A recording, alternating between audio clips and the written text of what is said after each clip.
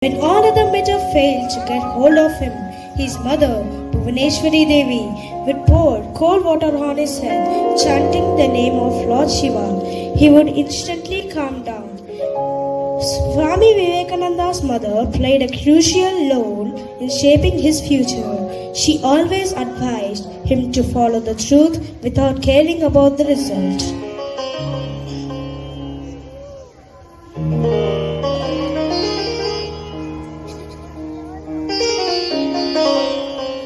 One morning, when he was playing meditation with his friends, a very surprising incident took place.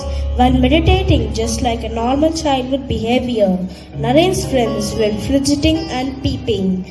They suddenly saw a snake approaching them. They panicked and tried to wake Naren up from his meditation, but he continued to meditate as if nothing happened.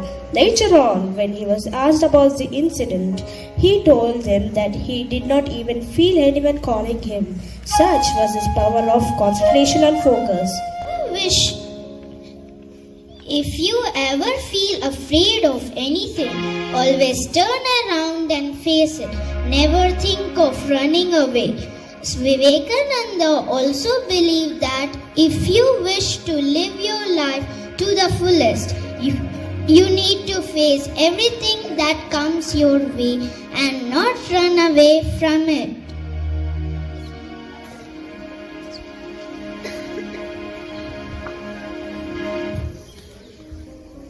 Sri Rama Krishna was a famous 19th century Bengali Hindu sage born during a social and religious upheaval in India, particularly Bengal. Ramakrishna played a leading role in the modern revival of Hinduism in India and modern Indian history. When Vivekananda and Ramakrishna first met, Ramakrishna was mesmerized by Vivekananda's singing. As the avatar that Ramakrishna was, he understood at once that Swamiji was also the same and asked him that why did he come. Vivekananda was charmed with his words and started thinking that Ramakrishna was a bad man. Later on, Vivekananda understood Ramakrishna's inner logics and asked him if he had seen God, which he replied, yes, he had seen God, such as he sees Vivekananda. Vivekananda's doubts were dispelled, and it was the beginning of his training from Ramakrishna.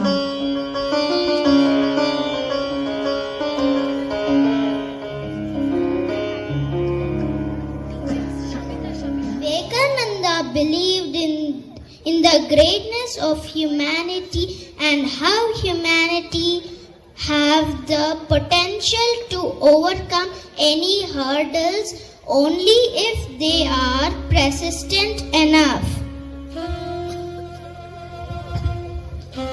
All the powers in the universe are already ours. It is we who have put our hands before our eyes and cry that it is dark. Swami Vivekananda believed that if you wish to change the world, you need to believe in yourself first.